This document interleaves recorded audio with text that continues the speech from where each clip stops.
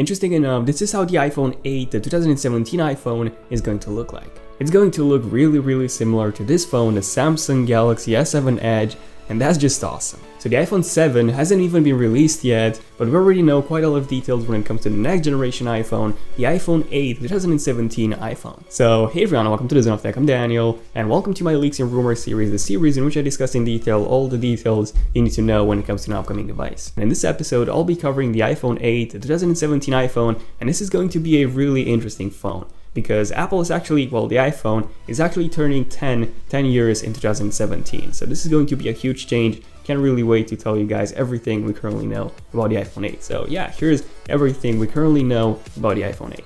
Enjoy.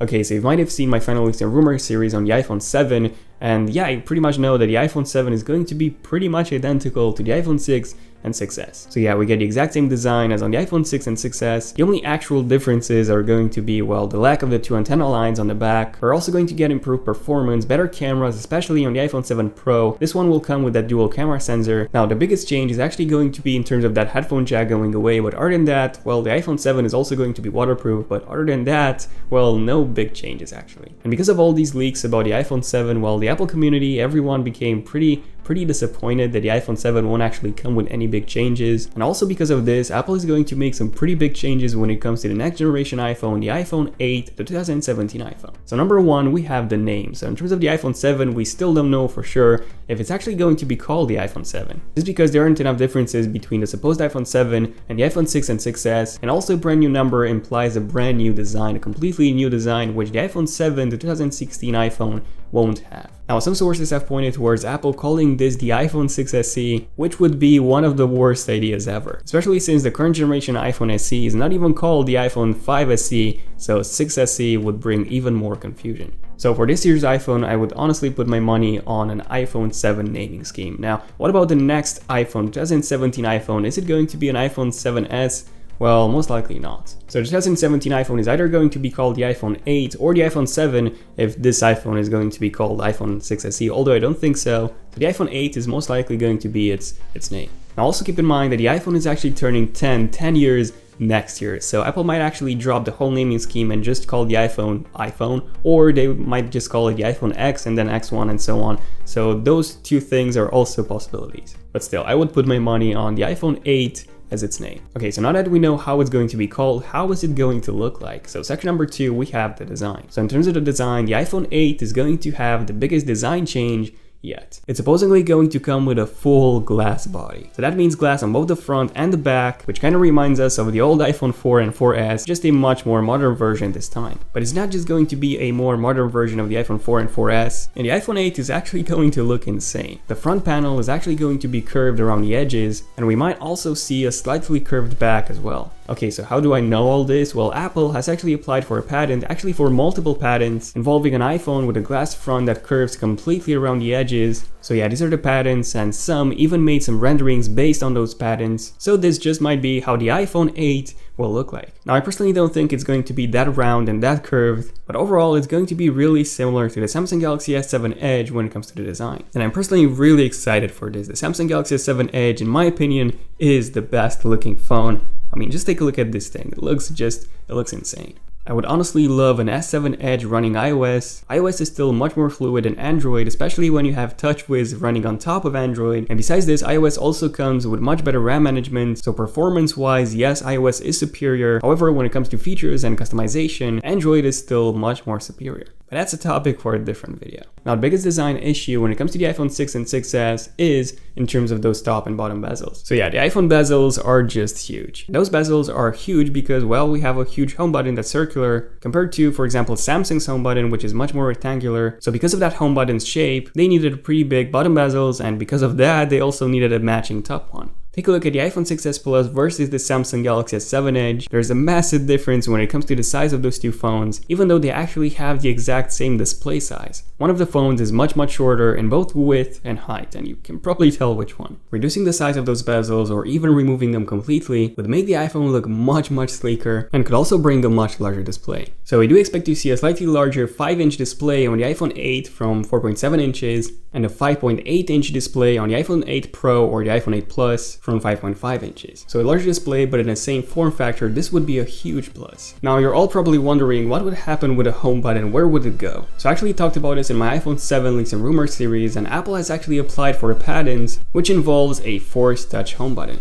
So this will most likely make an appearance with the iPhone 7, so the iPhone 7 will most likely come with a Force Touch home button, but then Apple has also applied for a patent that involves the use of 3D Touch as the actual home button. And using 3D Touch as the home button means that you don't actually need a physical home button anymore. You would be able to just press on the screen in the home button area and it would actually act as the home button itself. Not sure how double pressing for multitasking and reachability would work. Hopefully Apple will add some capacitive buttons as well. Let me know in the comments what you think about this, but I do think this is also an issue on iOS. The back button is on the top left, and some apps do support slide to go back, but not all of them, and those that do not support it, especially on the larger iPhone Plus models, well, it's pretty difficult for some users to reach the top bit. So brand new design with a curved glass display, no home button, while the iPhone 8 is starting to look pretty awesome so far. What do you guys think about the S7 Edge's design? In my opinion, this is the most beautifully designed phone, and the iPhone 8 is going to be really similar to this phone when it comes to design.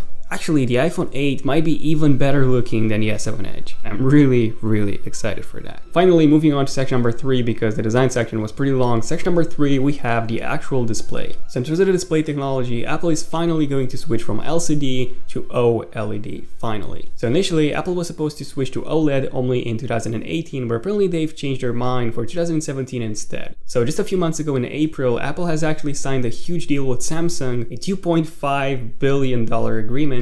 So Apple has actually ordered 100 million displays, OLED displays, for the next iPhone in 2017. And the difference between OLED displays and LCDs is just huge. On LCD displays, the pixels only give the color, so you always need a backlight, and then on OLED displays, the pixels give both the color and the brightness. And that is why only on OLED displays you can actually have that true black. Because on LCD displays, if for example you have a black background and some white text in the middle, you still need a backlight for all the pixels on the display, whereas on OLED you only need to white up the white text. And the second big advantage to OLED is the power consumption. Since you only need to light up the pixels that are active, well, you can have the rest of them turned off, so you can only have like 1% of the display active instead of 100% like you have to do on LCD displays the whole time. So it consumes much less power. Apple only has one OLED product, and that's the Apple Watch. However, a big disadvantage to OLED displays, and the reason why Apple hasn't switched to OLED yet, is because they have a higher burnout rate than LCDs, so they usually don't last as long as LCDs, and they're also much more expensive than LCDs. They also tend to oversaturate colors too much, but overall, in terms of the picture quality, color gamut, and power consumption, OLED is the best display technology on the market right now. So in terms of the display technology, finally, OLED. Now in terms of the actual display size, we're not 100% sure because, as I said before, Apple has patented this, an iPhone with a curved display that curves around the entire edges, and this is most likely going to be the case. All sources, the patents, and everything point toward this. An iPhone 8 with a 5-inch display in the same form factor, and then an iPhone 8 Plus or the iPhone 8 Pro with a 5.7 or 5.8-inch display, again in the same form factor. Now, interesting enough, all of those 100 million orders were only for 5.5 inches displays, not 4.7 or 5 inches or 5.8 inches, 5.5 inches.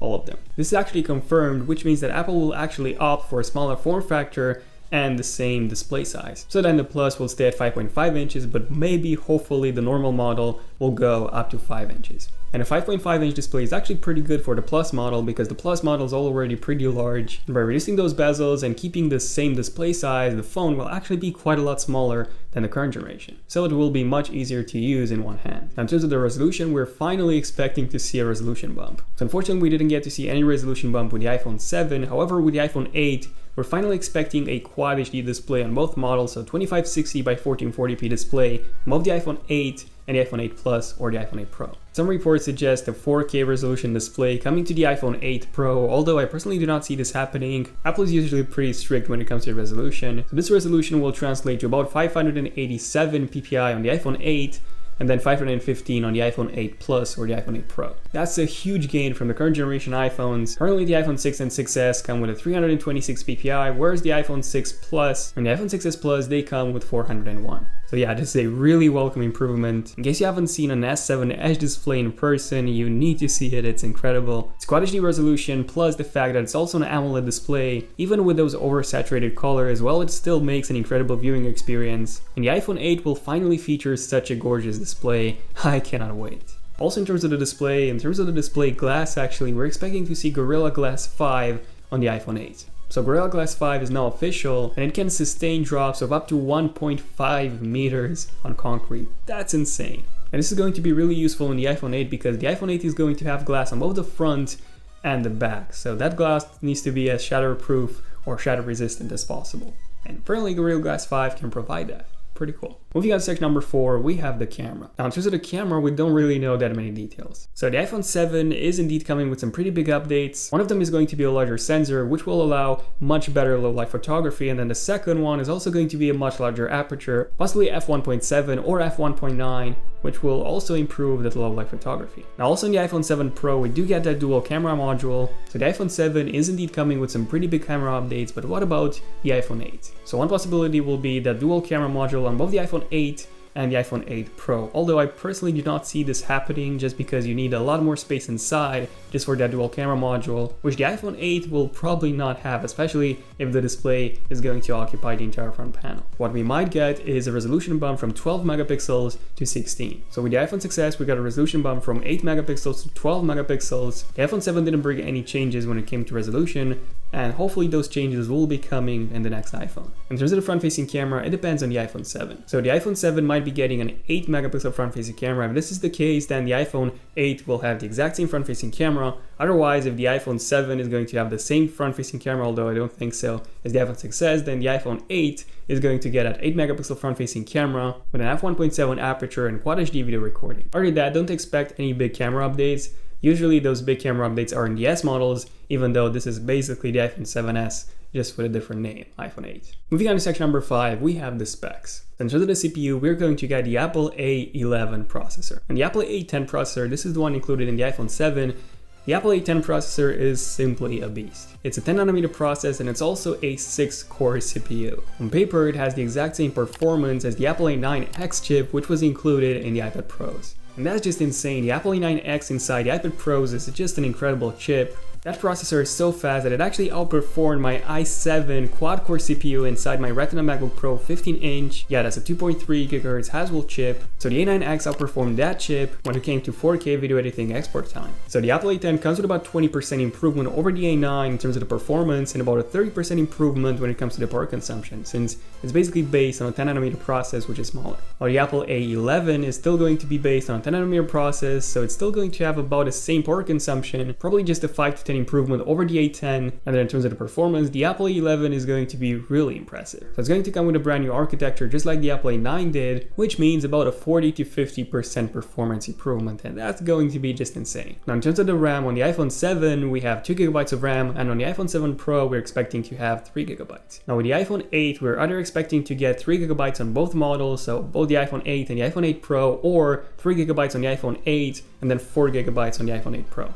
So a pretty huge performance boost as well. So far it's looking really awesome for the iPhone 8. Next up, number 6, we have special features. So with the iPhone 7, we won't actually be seeing any cool special features. Well, the headphone jack is going away, so that's one, although I don't think this is a feature, this is the absence of a feature. And the iPhone 7 is also going to be water resistant IP68, so this is basically the number one feature, and then stereo speakers, and that's pretty much it. And on the iPhone 8, one of the biggest features is going to be the lack of not a headphone jack this time, but a home button. So yeah, the home button is supposedly going to be replaced by 3D Touch entirely. Now the second special feature, this is most likely coming as well. Apple has just patented about a week ago an iris scanner for the next generation iPhone. So this is basically what Samsung has patented for the Note 7. Now even though an iris scanner is a pretty cool idea, it's not that useful. One, because you need some really good lighting conditions like I have now for example, and then two, you also need to keep your phone really close to your eyes. However, the advantage is pretty good. The biggest advantage is that if you have all the necessary lighting conditions, it will always work. whereas a fingerprint reader doesn't work all the time. Next up, we have wireless charging. So Apple has been working on this for quite a while. I actually talked about this in my iPhone 7 Findings and Rumors series. Apple is currently working on 2 ways to wirelessly charge your iPhone. One of them is the one that we currently have on our smartphones, where you simply have an accessory, a power adapter, and you just place your phone on that power pad and then it charges wirelessly. But Apple is also working on a version that has much more range. By much more range, I mean about 30 centimeters from the base, and that's pretty huge. Now, in case you're wondering, charging a smartphone through Wi-Fi networks is indeed possible. Basically, a company in Japan has been playing around with this for a while now. They actually managed to charge an iPhone via case. They managed to charge about 10%. I think it was in an hour. So yeah, really slow charge, but still, it's possible. This is definitely not coming with the iPhone 8, maybe with the iPhone 11 or 12 or something. Next up, we have quick charging. So we're actually expecting to see this in the iPhone 7. However, if we don't see quick charging in the iPhone 7, we'll definitely see this in the iPhone 8. Next up, we have the smart connector. So we're expecting to get this with the iPhone 7 Pro, although we don't know exactly what that smart connector would be used for, because on the iPads we have the smart keyboard, but on the iPhone 7 Pro we won't be having a keyboard, at least I don't think so. But regardless, the iPhone 8 Pro will definitely have a smart connector, and if it's successful with the iPhone 7 Pro, then the iPhone 8, the regular model, will also have a smart connector as well. I'm really curious to see what accessories Apple will launch with that smart connector. Maybe something that has to do with wireless charging. That could be also a case as well. Let me know in the comments if you have any cool ideas regarding what that smart connector could be used for. Number 7, we have the battery life. So on the iPhone 7, we're expecting to see a much larger battery than on the iPhone 6s. So 1960 mAh versus the 1750 mAh that we have on the iPhone 6s. But on the iPhone 8, I'll have to say it right now, don't expect a larger battery, especially because the iPhone 8 will come with a brand new design and larger display. Apple is going to need that internal space, and usually Apple likes to sacrifice the thickness of the device for a smaller battery. It happened with pretty much every iPhone model, so I suspect this happening with the iPhone 8 as well. However, keep in mind that with the iPhone 8, we're getting that Apple A11 chip, which is much more power efficient than the A10. And also with the iPhone 8, we're also getting an OLED display. And OLED displays, just as I said before, they save a lot of battery life. Apple might even introduce finally a power saving mode similar to the ultra power saving mode that we have on Samsung smartphones, basically where the performance is heavily limited and then everything is black and white and you only have access to specific apps. Next up, number 8, we have the capacity and the models. So in terms of the iPhone 7, we have the iPhone 7,